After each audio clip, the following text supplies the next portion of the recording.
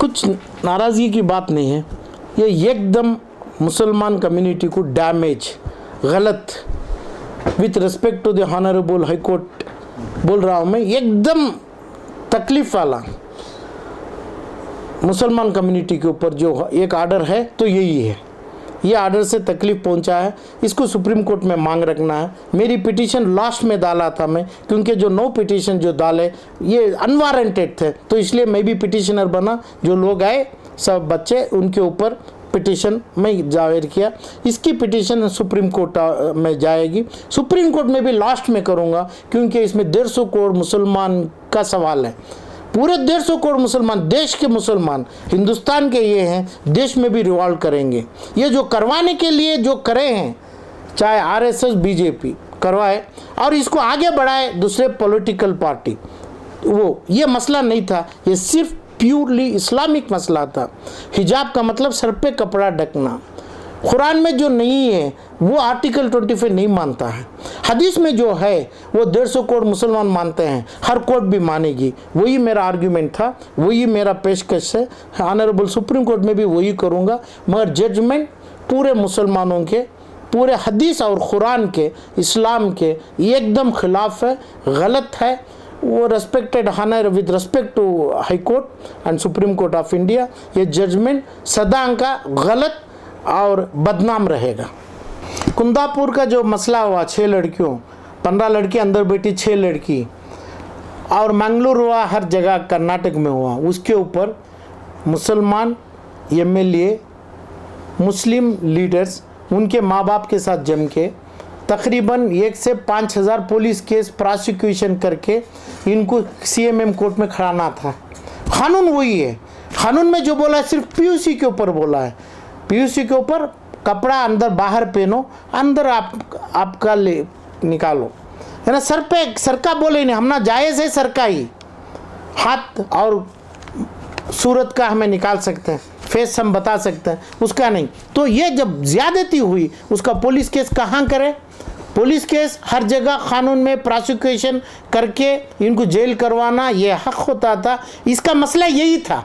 यहाँ से ये पुलिस केस के साथ हम कोर्ट को जाते तो बहुत अच्छा रहता था। यही ऑनरेबल जस्टिस भी यही बताए थे, चीफ जस्टिस, क्या बच्चों को क्या तकलीफ है, क्या हुआ, क्या कोर्ट था, ये कुछ भी नहीं लिखा था। तो लिखने की ज़रूरी तो जल्दबाजी में लिख दिए, जल्दबाजी में करे थे। इसका हल ये था कि भाई हमें पुलिस केस करना था, पुलिस केस ना करे होम मिनिस्टर के पास लेके जाना था। होम मिनिस्टर के पास जाने की एंट्री सिर्फ एमएलएस को थी, चाहे वो जेडीएस की भी हो, जिसकी मुसलमान की पूंजी लिए हैं उनकी भी थी। होम मिनिस्टर के पास जाना था। ऐसे 100, 500, 1000 पुलिस केस करते, ये केस के साथ हम ऑनरेबल हाई कोर्ट को जाते तो एकदम सही होता। ये जुडिशरी को जाने का केस नहीं था ये, तो ओनली पुलिस केस। मुसलमान के पास जो उधार लिए हैं पैसा, है ना, वोट के तहत, उनकी जिम्मेदारी थी। उन्होंने home minister, chief minister of Karnataka के साथ ये करके ये मसला उधर ही जाता था। जुडिशियरी में बहुत स्ट्रांग करता था, ना वो करे ना ये करने वालों को रोके।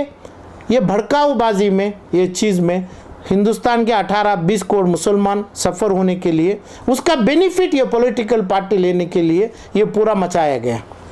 तो क्या कहेंगे सर आप इस तरीके का जो जज ने कहा है, हिजाब का जब मसला शुरू हुआ, हिजाब को छोड़ के डायरेक्ट इस्लामिक का उन्होंने जवाब दिया है, ये इस तरीके से आता है, तो उसके बारे में सीएम ने जवाब दिया है। Indian constitution doctor Ambedkar ji जो बनाए, सिर्फ इतना ही ऑनरेबल रेस्पेक्टेड कोर्ट्स पे ज़्यादा काम किए हैं, काम करना मांगता है।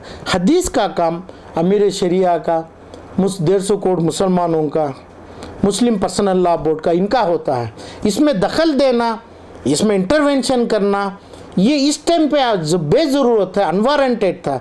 मगर इसलिए फैसला इंडियन कॉन्स्टिट्यूशन के तहत जो इस्लामिक तरीक़े के ऊपर उन्होंने बात किए, कुरान को जो इंटरप्रेट किए, ये तमाम गलत, हमारे लिए नुकसानात, पूरे 150 करोड़ मुसलमान के लिए भी नुकसानात जजमेंट करके इसलिए बोला। सिर्फ इंडियन कॉन्स्टिट्यूशन के ऊपर बोलना मांगता था, तो वही ऑनरेबल सुप्रीम कोर्ट के आगे रखेंगे।